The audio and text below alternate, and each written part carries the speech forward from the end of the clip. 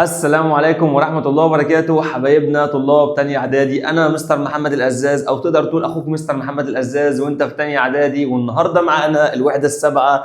ده ليسون 3 الدرس الثالث في أول وحدة عندك في الترم الثاني، وده لعبد لله. طول ما هو بيضحك مبسوط يبقى أنا شايفك عملت اشتراك، عملت لايك، عملت كومنت.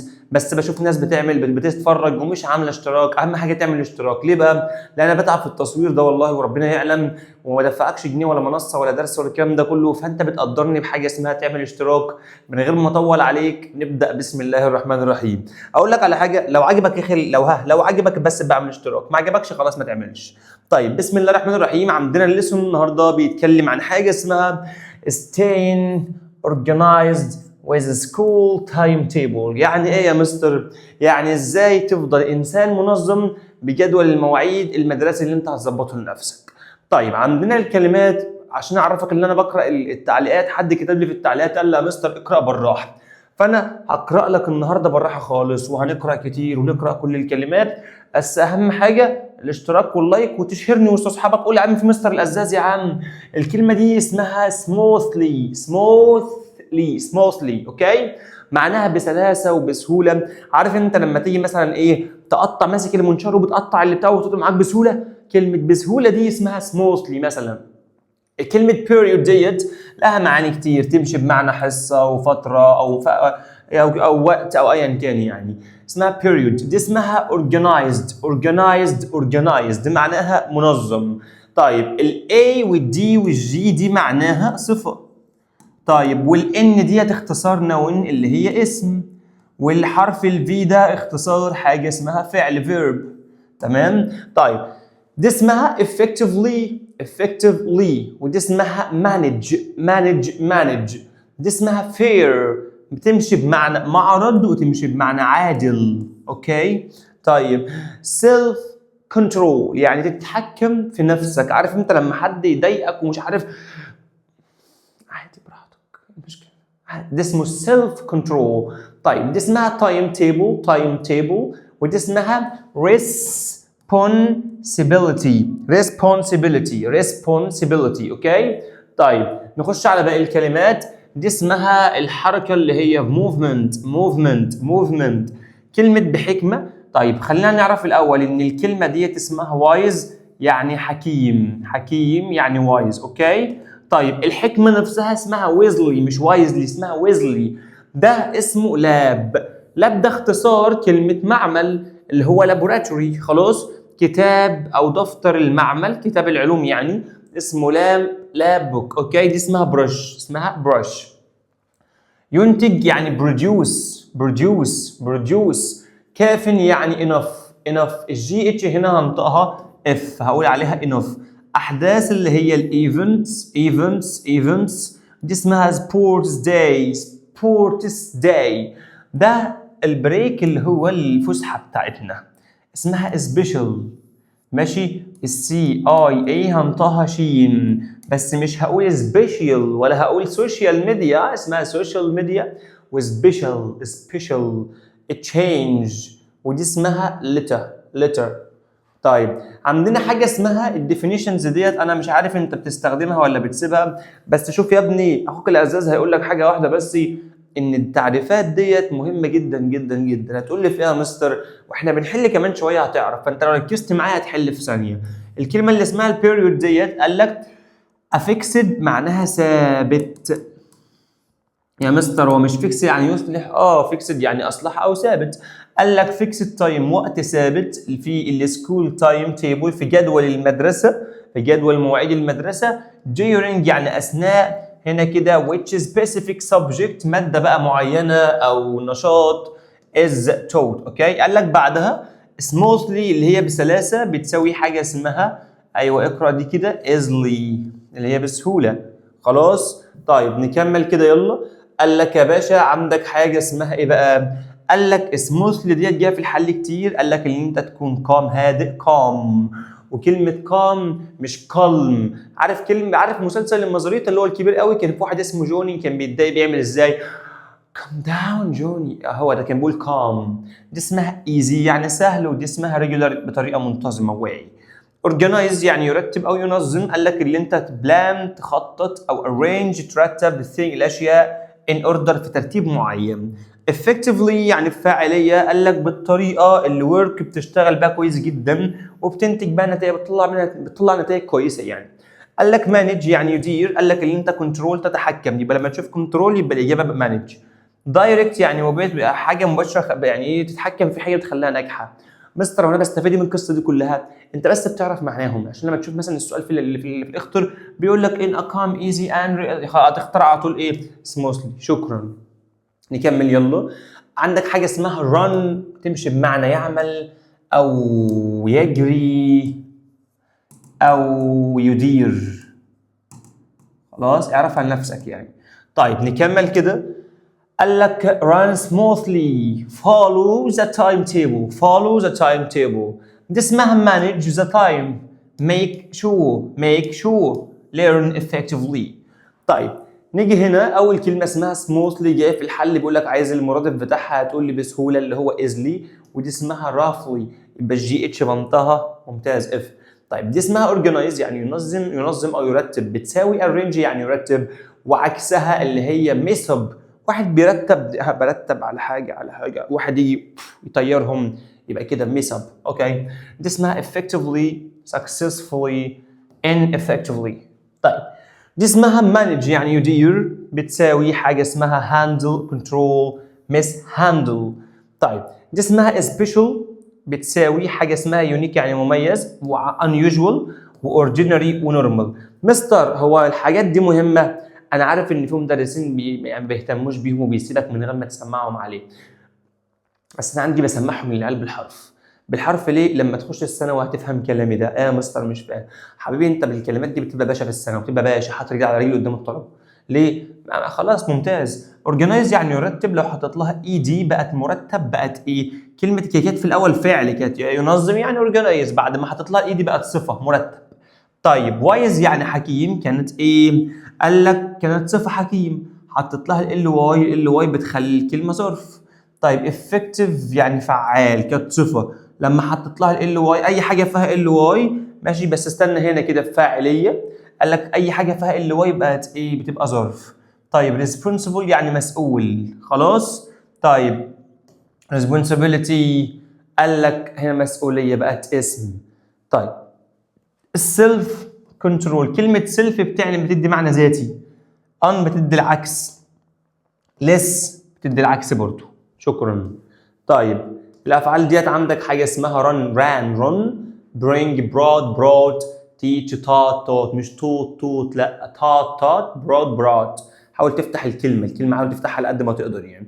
نخش بعد كده على الريدنج. مستر وانا بستفيد حاجه من الريدنج ده؟ هقول لك بكل بساطه. بص يا سيدي، نص الريدنج ده انت معاك شويه كلمات، الكلمات ديت بعدها بثلاث ايام هتلاقي نفسك نسيتها، يعني بتنساها بسرعه، فانت لما بتشغلها في نص ريدنج اولا بتثبت هنا، ثانيا الحل بيجي من الريدنج ده، يعني هنحل كمان مع بعض كمان شويه هيجي لك من الريدنج ده، فحاول يعني تركز معايا فيه. طيب في حد كاتب لي في الكومنتس قال لي اقرا بالراحه، وانا بقول لك عينيا حبيب قلب اخوك اقرا لك بالراحه. اكتب يا ابني في التعليقات، بس اقول لك على حاجه برضو، لو حاسس ان انا المدرس ده اللي هو انا جاي معاك سكه فاهم مني، اكتب لي في الكومنتس قول لي كمل معانا يا مستر. حاسس على فكره سؤال القصه اللي عندك في المنهج هلخصها لك بطريقه رهيبه. انا محتاج منك بس اول حاجه تعمل اشتراك ولايك وكومنت عشان بتخلي الفيديو يطلع في البحث، لما حد يبحث يظهر له، فده انت بتساعدني كده، انت كده بتشجعني. ده اول حاجه. تاني حاجه سايب لك رابط جروب الفيسبوك، خش فيه يوم من الايام نفسك في سؤال، نفسك في حل، نفسك في شرح، اكتب بوست ممكن تعمل مجهول ارد عليك في ثانيه. تالت حاجه سايب لك لينك قناه الواتساب لازم تخشها. هتقول لي ليه؟ هقول لك علشان انا لما بنزل فيديو يجي لك اشعار ان هو نزل، فانت معايا اول باول. نفسك تذاكر بدل ما تخش على تلخبط نفسك ب 20 فيديو، لا خش على اللينك على طول على الواتساب براحتك يعني. طيب النص الريدنج بيقول لك كل مدرسه يوم مدرسي بيكون مليء بالدروس والحصص والانشطه كمان، وكمان بيكون في حركه فيه. قال لك to make everything عشان تخلي كل حاجه تمشي بسلاسه وبسهوله وببساطه، المدرسه بتستخدم تايم تيبل. يعني تايم تيبل بتعمل جدول مواعيد. جدول المواعيد ده بيعرض يعني المواد لكل في حصه على كل بيريود بيكون لها سبجكت معينه، وبتهلب الطلاب ان هم يعرفوا what to bring and when to be ready، يحضروا ايه ويكونوا ايه جاهزين امتى.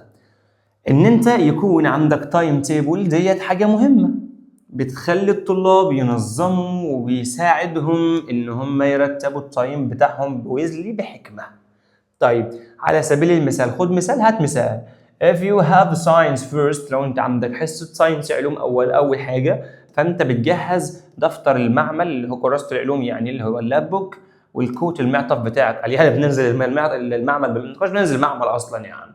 قال لك if you have art letter، لو انت عندك حصه رسم، you prepare your colors، بتجهز الكولرز and brush والفرش.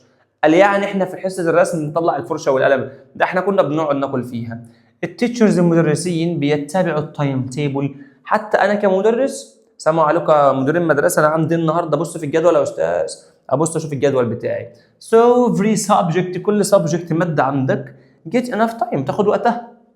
طيب قال لك at our school، في المدرسه بتاعتنا ابو الصحاب، اليوم المدرسي بيبدا الساعه 8، عندنا بصراحه 7:30. وبيخلص امتى ابو الصحاب؟ بيخلص الساعه 3، عندنا بصراحه بيخلص 1:30، وبنخلع كده الساعه 1. we have 8 periods، بيكون عندنا 8 حصص كل يوم with short breaks، بفسحه كده صغنونه، يعني بين ايه بقى؟ بين الليسونز وبين الحصص. في يوم الساترداي مورنينج الصبح our class teacher بيورينا التايم تيبل with us so we can prepare for the week، بنجهز بقى للاسبوع بقى، يعني بيدونا الجدول للاسبوع واحنا بنجهز دنيتنا. sometimes احيانا احنا بنغيره لاحداث خاصه، زي مثلا يوم الرياضي، زي مثلا المعرض الساينس. طبعا انت ما تفهمش انا عشان مش عندك الكلام ده، تحلمش يا ابني. but most days، معظم الايام احنا بنتبعه بعنايه. التايم تيبل بيعلمنا السيلف كنترول، ضبط النفس والمسؤوليه واحترام الوقت، which help everyone learn more effectively، خلي كل واحد يتعلم بطريقه فعاله.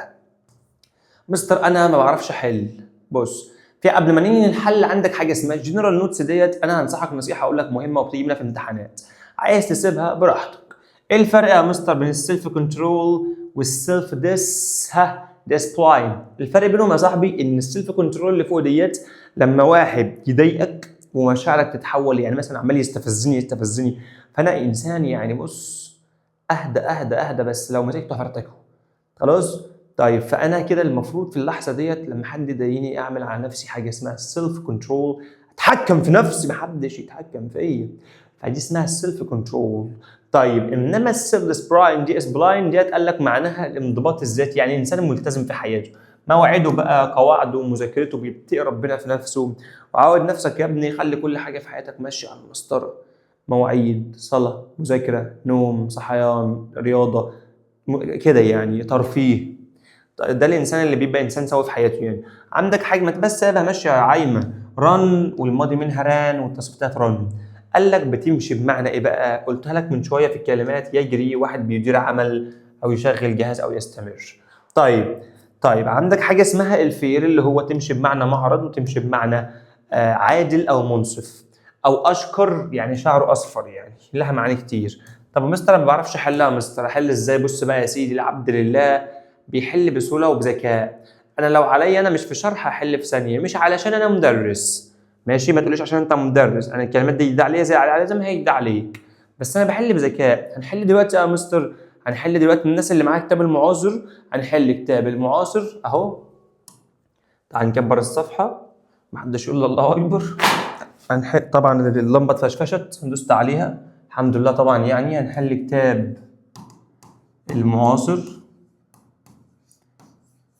صفحة، والله نسيت يعني اللمبة ما دوست عليها، نسيت كل حاجة. صفحة 32 خلاص،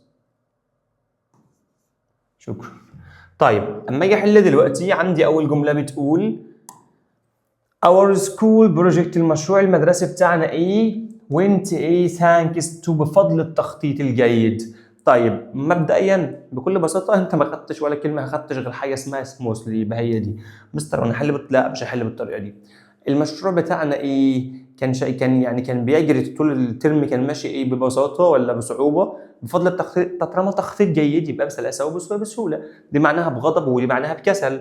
طيب هو فقد هيز ايه وراح جاي مزعق في اصحابه، يعني فقد السيطره على نفسه، مش عارف يتحكم في نفسه، فقد السيلف كنترول. خلاص، دي معناها الاعتناء بالنفس، وده معناها يهتم، ودي معناها ايه يعني هدف.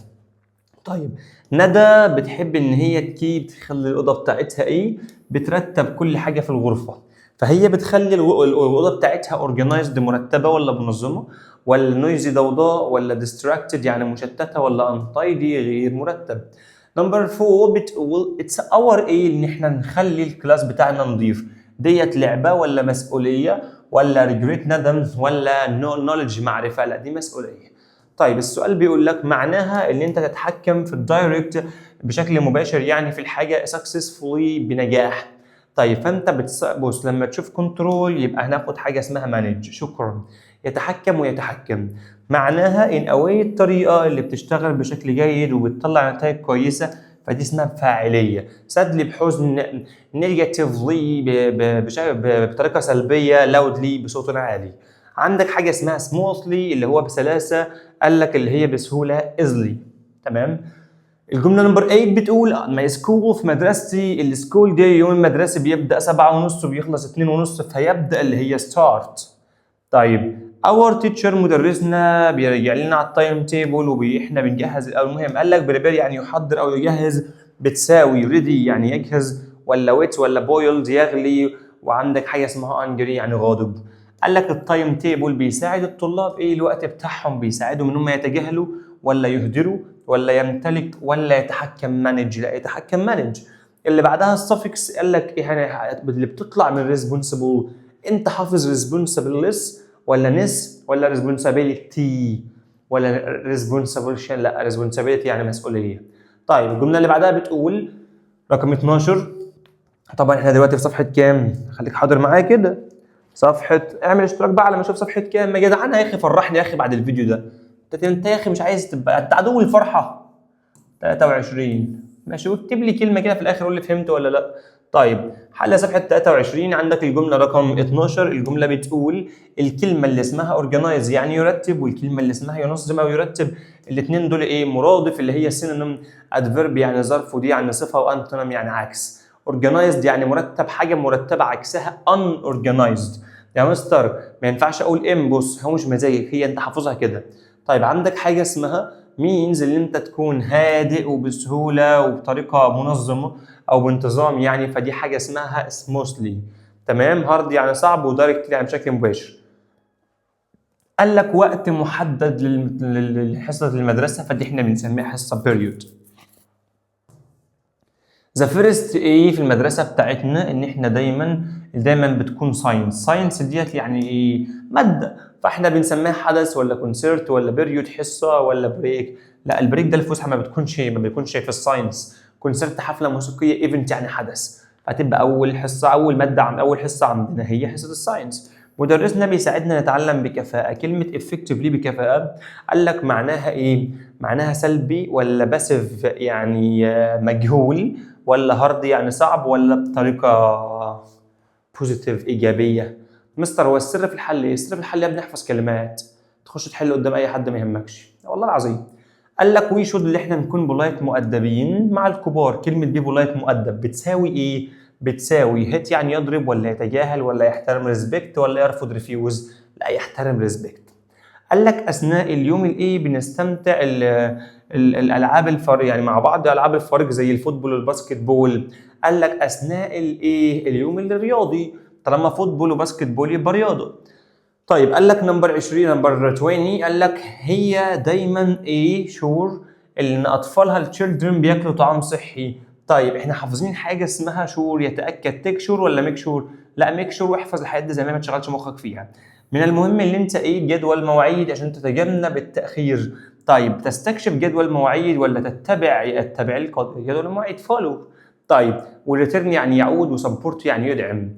السفكس اللي هتخش على حاجه اسمها اورجنايز يعني ينظم، هتبقى اورجنايزد ولا اورجنايزد ولا اورجنايزمنت ولا اورجنايزنس؟ لا حافظها منظم يعني اورجنايزد. سموثلي. وعندك حاجه اسمها رافلي واحده بصعوبه، دي رافلي معناها بصعوبه وسموثلي معناها بسهوله. الاثنين ايه انتونيم يعني مضاد، وسينونيم يعني مرادف، ونون يعني اسمه، ادجكتيف يعني صفه. ال واي دي لما تخش على حاجه على طول ال واي بتدل على الظرف او الحال اللي هو احنا بنسميه adverb اللي هو ده. اعمل اشتراك بقى بالحب بقى، اعمل اشتراك يا اخي عشان خاطر اشتغل مع تانية اعدادي كتير. والله العظيم ما دخلت على تالتة، انا دخلت على تانية اعدادي صورتها الاول. المهم كده احنا خلصنا، لسه بقى عندك حاليا حل كمان برضو على lesson 3. طيب بالمناسبه القاعده انا شرحتها في الفيديو اللي فات، خش اسمعها هتلاقي، اوعدك ان انا والله العظيم هتفهم. يعني انا هعملها باسهل طريقه، اعملها بطريقه العيال الصغيره عشان تفهمها. والناس اللي بتقول لي يا مستر اتكلم انجليزي كتير في الفيديو، انا ما عنديش مشكله، يعني ما عنديش مشكله، بس انا براعي الطالب الضعيف برضو. اتكلم انجليزي هيخش يلاقيني بتكلم هيخرج على طول، انا ما فدتوش. انما الطالب الشاطر يفهم بالعربي والانجليزي، يعني اتمنى تفهموا قصدي، بس براحتكم اللي نفسكم فيه اعمله لكم. قال لك اللي انت بلان تخطط او تنظم الحاجه ان اوردر بالترتيب الصحيح، تحترم ولا تكسر ولا تعرض ولا تدير، لا تدير الحاجه مانج. اللي بعدها سموثلي ماشي، اللي هي بسلاسه وبسهوله وببساطه. قال لك بتساوي ايه؟ ضوضاء ولا بصعوبه ولا بصوت عالي ولا بسهوله؟ لا ايزلي بتساوي سموثلي، احفظها صم. السؤال ده متكرر. قال لك الطلاب بيديروا الوقت بتاعهم، هذا معناه ان هم ايه؟ بنجاح. يتجاهلوا ولا يفقدوا ولا ويست يهدر ولا كنترول؟ كنترول بتساوي حاجه اسمها مانج، احفظها يا صاحبي. وي كان تيرن نحول الصفه ذات من كده كله. عندك افكتيف دي انت حافظها افكتيفيتي ولا افكتيفلي ولا افكتمنت ولا ايوه ممتاز انت قلت افكتيفلي. السؤال ده يا مستر انا ما بعرفش احله. بص يا صاحبي معايا هتحل اي حاجه. عندك حاجه اسمها ريفيو يعني مقال نقدي او مراجعه. ويزلي يعني بحكمه. خلاص. اورجنايزد يعني منظم. عندك بريبير يعني يجهز او يعد. وعندك امبورتنت يعني ايه؟ ممتاز يعني هام. هبدا احل ازاي؟ هبدا ان انا هعمل بكل بساطه، هاجي واقرا بقى. التايم تيبل بيعرض لنا المواد بتاعت الحصص بتاعتنا وبتساعد الطلاب ان هم يعرفوا وات ايه ما ايه ماذا يحضروا ومتى يكونوا ايه جاهزين. قال لك ان انت يكون عندك تايم تيبل، دي حاجه فيري ايه بالنسبه لنا، بتكون فيري ايه. بص فيري مقال نقدي ولا بحكمه ولا منظم ولا امبورتنت مهمه؟ لا حاجه مهمه امبورتنت، يبقى اول واحده عملناها امبورتنت. طيب قال لك نمبر 2 بتخلي الطلاب دايما ايه؟ مقال نقدي ولا بحكمه؟ لا بيكونوا منظمين. يا مستر ما انا الترجمه ما شاء الله، بس الترجمه يا صاحبي اللي هتخليك بيرفكت و100 100. كلمه مش عارف ترجمه اعمل لها سكيب، اعمل نفسك مش شايفها. بتساعدهم ان هم يتحكموا في الوقت بتاعهم ايه بقى؟ بيبقى بص احنا خدنا اول حاجه اورجنايزد ده اهي، وخدنا حاجه اسمها يتحكموا في الوقت بتاعهم يجهز ولا احنا ايه ده؟ معلش بتخلي الطلاب منظمين، وخدنا امبورتنت يتحكموا في الوقت بتاعهم ايه؟ مقال نقدي ولا يجهز ولا بحكمه؟ لا بحكمه اللي هي ايه؟ اللي هي ويزلي. الجمله اللي بعدها بتقول لك انت ايه الالوان بتاعتك؟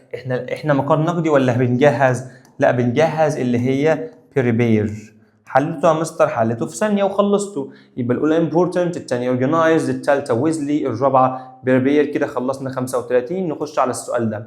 مستر ما بعرفش احله. بص يا صاحبي مع ابو المساتر العبد لله هيخليك باشا فيه. يعني ايه باشا فيه؟ تحله ما احسب لي احنا نحل دول في قد ايه، بس انا مش هستعجلك، بس يعني ايه حاول تشوفني بحل ازاي.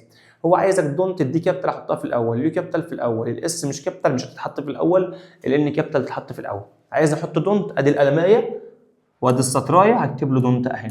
والمستر بيقول لك القاعده اللي انت ما سمعتهاش، لو سمعتها اكتب لي في التعليق انت سمعتها، واكتب لي انت من محافظه ايه. لو حد من محافظه الدقهليه من مدينه ميت غمر حبيبي يكتب لي انا شغال في ميت غمر في سنتر برايم جنب سنتر الكايرو.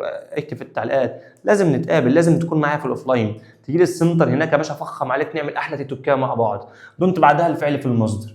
اجيب منها مستر المصدر تو، خدها قاعده في حياتك، تو بعدها الفعل في المصدر. تمام. يبقى دول بالصلاه على النبي كلهم بره يا باشا، بره اللعبه. هتكتب ايه؟ هكتب المصدر بقى اللي هو ويست. ويست ايه؟ دونت ويست يور تايم. شكرا يا ابو المسات، حليت ابوها في ثانيه. اللي بعدها قال لك يو شود، قال يا باشا يو شود. يو شود قال لك يو شود بعد الفعل في المصدر. فين المصدر اللي بعد تو؟ يبقى ده بره اللعبه يا صاحبي. يبقى نشيل ده هي كلها على بعضها وننزلها هنا. يو شود هاف ا ستادي تايم تيبل. اللي بعدها كلمه شود انا عايز اعمل فيها ايه؟ احطها بس هي مش كابيتال، مش هتحط في الاول. شود قبلها الفاعل اللي دايما بيكون يو. خلاص مش دايما يعني غالبا، نقول غالبا. you should شوف بعدها المصدر، فين المصدر يا صاحبي اللي بعدته اللي هو ده، يبقى you should organize your time wisely. نمبر 4 قال لك don't make noise while others are studying. عايز احط never، خدها قاعده never دهيت بتساوي don't، يبقى هنشيل دي كده اهوت خلاص وننزل باقي الجمله هنا. تمام، خلصت يا صاحبي في ثانيه وخلصتهم من غير ما اشيل هم حاجه. المحادثه بتتقفل ازاي يا مستر؟ انا بقول لك تتقفل بس اعمل اشتراكيه.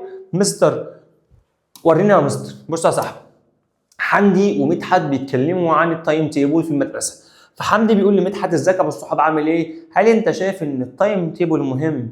قال له والله يا ابو الصحاب ده بيساعدنا ان احنا نفضل ايه؟ ما تقول انت نفضل ايه؟ تفضل منظم. منظم يعني هي ايه؟ organized. مستر هو انت جبت organized منين يا مستر؟ اقول لك على حاجه، هو انت مش كنت معايا الصفحه اللي فاتت؟ كنت معاك الصفحه اللي فاتت. خلاص لو انت يا اخي حتى ركزت على اللي ابتدى نحللها يا اخي، تخلوا الطلاب كيب ايه؟ بس فعشان كده بقول لك الريدنج مهم. خلاص يبقى احنا كده هنيجي هتقول لا يا مستر انت بتكروتني وما تكتبهاش، يا باشا عينيا. يا نهار ازرق. organized ده يا صاحبي.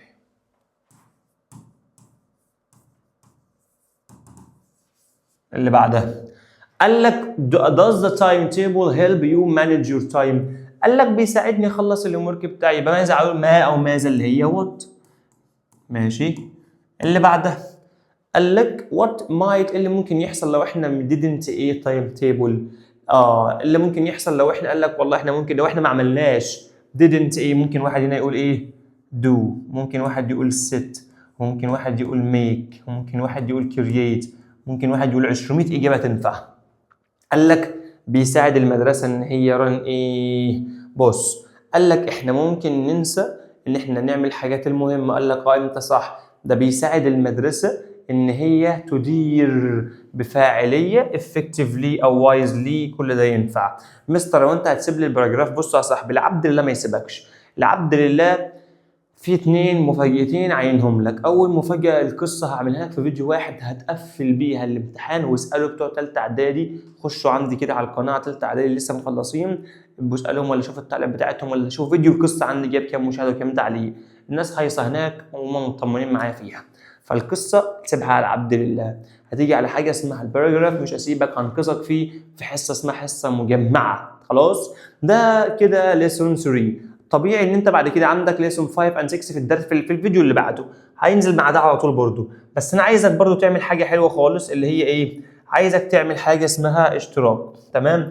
ليه بقى؟ عشان خاطر يوصل لك كل جديد اول باول. تعمل اشتراك واعمل لايك، خش قناه الواتساب واكتب لي كومنت حلو في الاخر وانت فهمت. انا مستر محمد القزاز. جود باي.